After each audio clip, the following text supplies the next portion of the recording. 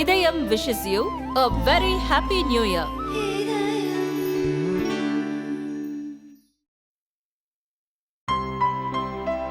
இனிமே கண்ணை மூடிட்டு கடலை எண்ணெய் வாங்கலாம்.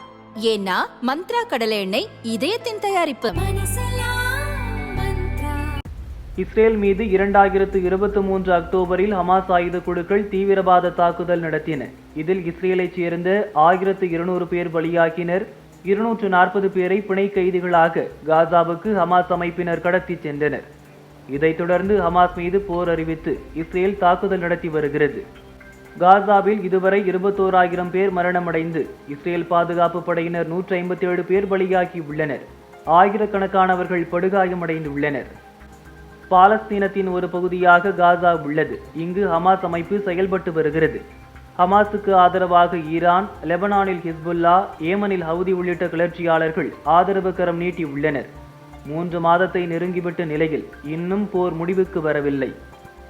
வடக்கு காசா பகுதியை குறிவைத்து தகர்த்துள்ள இஸ்ரேல் ராணுவம் இப்போது மத்திய மற்றும் தெற்கு பகுதியிலும் நுழைந்து சண்டையிட்டு வருகிறது.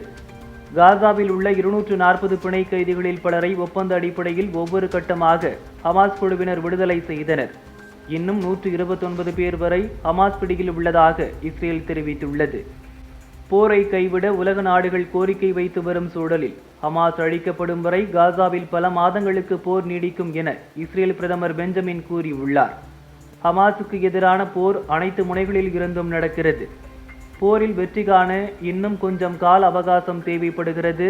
ஹமாஸை முற்றிலுமாக அழித்து பிணை கைதிகளை விடுவிக்கும் வரை தாக்குதல் தொடரும். இஸ்ரேல் தாக்குதல் நடத்துவதோடு வீரர்களின் பாதுகாப்பையும் உறுதி செய்கிறது. ஈரானின் தூண்டுதலால் வடக்கு எல்லையில் ஹிஸ்புல்லா தாக்குதல் தொடர்கிறது. இனி அவர்கள் கனவிலும் கூட நினைத்திடாத பதிலடியை எதிர்கொள்ள வேண்டியிருக்கும். இது ஈரானுக்கும் பொருந்தும். வடக்கில் உள்ள எங்கள் மக்களின் அமைதியை மீட்டெடுக்க என்ன விலை வேண்டுமானாலும் கொடுப்போம். இஸ்ரேலுக்கு எதிராக பல தரப்பில் இருந்தும் ஈரான் தாக்குதல்களை தூண்டிவிடுகிறது.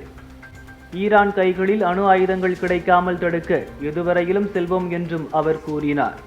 காசாவில் உடனடியாக போர் நிறுத்தம் கோரும் ஐக்கிய நாடுகள் சபையின் தீர்மானத்துக்கு இந்தியா உள்ளிட்ட 153 நாடுகள் ஆதரவாக வாக்களித்தன.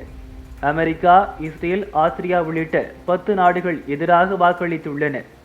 வருடம் முடிந்துவிட்டது, போர் முடியவில்லை. 2024 முழுக்க போர் தொடரலாம் என இஸ்ரேல் ராணுவம் கூறியுள்ளது.